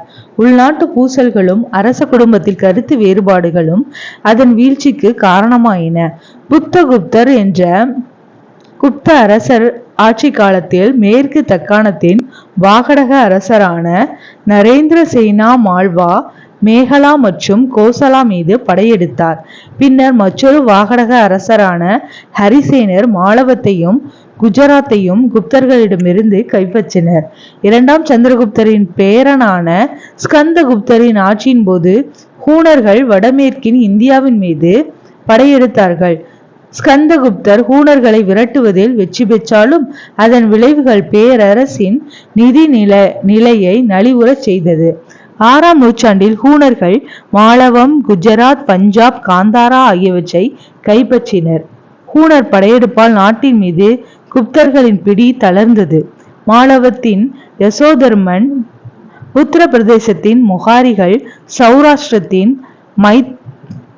மைத்ரகாக்கள் போன்ற பல சிற்றரசர்கள் உருவாக ஆரம்பித்தனர்.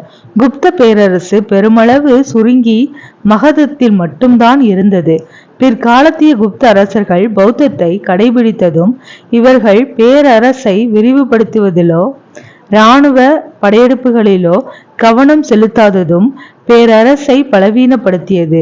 அத்துடன் வெளிநாட்டிலிருந்து மேற்கொள்ளப்பட்ட படையெடுப்புகள் சிற்றரசர்கள் பலமாக உருவானது ஆகியன அனைத்தும் சேர்ந்து குப்த பேரரசு வீழ காரணமாகின.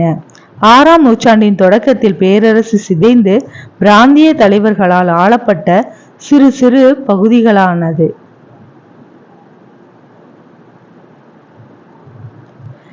நிலப்பிரபுத்துவம். நிலப்பிரபுத்துவம் என்ற சமூக அமைப்பு இந்தியாவின் மத்திய கால சமூகத்தின் ஒரு பண்பு நிலையாகும். வரலாற்றாளர் R.S. சர்மா பின்வரும் நிலப்பிரபுத்துவ பண்புகளை பட்டியலிடுகிறார். யாரு? R.S. சர்மா. அரசர் அளிக்கும் நில மானியம், நிதி, நீதி உரிமைகளை பயனாளிகளுக்கு மாற்றி தருதல், விவசாயிகள், கலைஞர்கள், வணிகர்கள் மீது நில உடைமையாளர்களுக்கு உரிமை அளித்தல், அடிக்கடி நிகழ்ந்த கட்டாய உழைப்பு நிகழ்ச்சிகள், உபரியை அரசு எடுத்துக்கொள்ளல், வணிகத்திலும் நாணயம் அச்சிடுதலிலும் வீழ்ச்சி, அதிகாரிகளின் ஊதியத்தை நில வருவாய் வசூல் மூலம் பெற்றுக்கொள்ள அனுமதிப்பது, சமந்தர்கள், நிலப்பிரபுத்துவ துணைநிலை ஆட்சியாளர்கள் அதிகாரங்கள் அதிகரித்தல். சமந்தர்கள் அதிகாரங்கள் அதிகரித்தல். பாடச்சுருக்கம். மௌரிய பேரரசிற்கு பின்னர் குப்த பேரரசு பெரும் ஆற்றல் மிக்கதாக உருவானது. ஸ்ரீகுப்தர் குப்த பேரரசை தோற்றுவித்தவர். சமுத்திரகுப்தர் 335 முதல் 375 பல பகுதிகளை கைப்பற்றி பேரரசை ஒருங்கிணைத்தார்.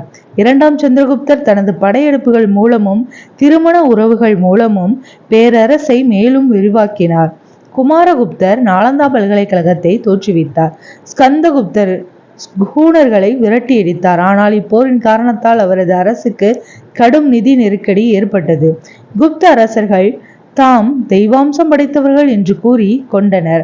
அவர்களுக்கு அமைச்சர்கள் குழுவும் அதிகாரிகள் குழுவும் உதவி செய்தனர்.